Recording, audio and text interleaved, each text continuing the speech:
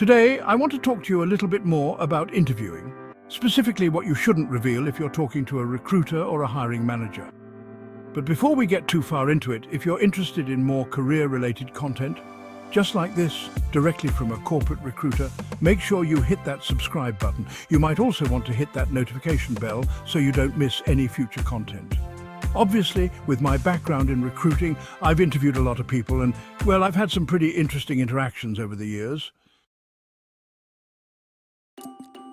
There's some common things that I've heard job interviewers reveal in interviews that's probably not in their best interest, so I decided to put together this list of things that you shouldn't reveal to your interviewer, even though they might seem relatively innocent at the surface. Because after all, interviewing can feel a bit like navigating a minefield. One wrong step can end you up in the no pile, and we certainly want to avoid that. So I'm going to give you a list of things that you should avoid revealing, and hopefully you're not making too many of these. In your job interview, the real reason why you're leaving your current employer. Before you jump to conclusions, I'm not suggesting that you should lie about why you're leaving, but you might not want to share the entire truth, especially if you're trying to escape a very boring employer, or you had a boss that you didn't like, or the company treated you poorly, or whatever reason you might have. Well, think long and hard about how you want to message and package that up, because inevitably an employer is probably going to judge based on that. So if you come in and say, my boss was terrible, I didn't like working for them, there was nothing good about them, we butted heads and I needed to get out, an employer might hear, you're difficult to work with, you potentially could be a problem for us as well. Too much of a red flag, and we're going to avoid it. Similarly, if you're feeling very bored and you share that the job didn't challenge you very much, an employer might say, we're a little disappointed by that, because if you were truly a go-getter, you would go out and find more interesting work to do to enrich the job that you had. And as a recruiter who's hired thousands of people and had lots of hiring managers give me feedback, that is some of the stuff that I have actually heard. So my advice to you on this one is to figure out why it is that you're really, truly leaving, and figure out a way to articulate that in a way that doesn't come across as threatening to an employer. And taking a step further, I've actually had people overshare their career plans with me, and honestly, it can really come back to bite them.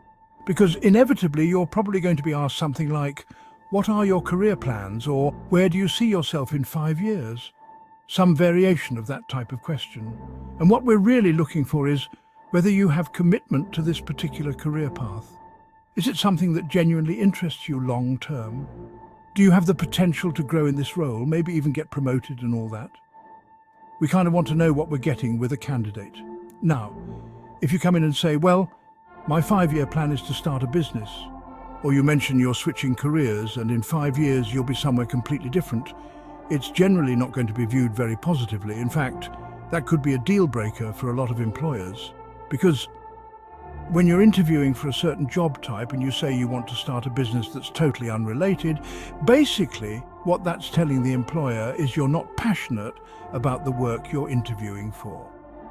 The name of the game is you have to show, or at least convey, a level of passion for what you're doing if you want an employer, or particularly a hiring manager, to feel good about your candidacy. So, if you do have plans to start a business or make a career shift at some point, I'd certainly encourage you to do so, but just make sure you have a good idea of how you want to message that in your interviews. I'd also avoid revealing the fact that you have major medical issues in an interview. Of course, if you have major medical issues that would prohibit you from meeting the basic requirements of the position, the employer is going to have the right to know that you won't be able to do the job. But they should be asking you in the application process, are you able to meet the requirements of this position as set forth in the job description? And you should be answering truthfully. At the recruiter stage, they may ask you that question as well, and at that point you should be truthful if you're asked. There was a situation where someone who was pregnant was interviewing for a position, and the employer, the hiring manager, said, I don't want to hire this person because they're pregnant and they're going to be needing all this time off. And actually, There are laws against that. You can't not hire someone because they're pregnant, and they don't even have to disclose it. Another thing I definitely wouldn't reveal is your political belief system. As tempting as it may be, and even if you feel really aligned with a company's mission or maybe even a hiring manager's viewpoints, be very careful what you share here. The political spectrum is, well, it's very wide, it's very heated, and it's very opinionated. It's just better to stay completely out of it because you never really know what the belief system is of the hiring manager you're interviewing with, even if they work for a company that might seem to align with your core values.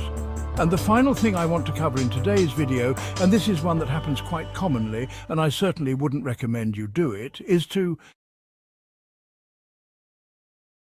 reveal your previous salary.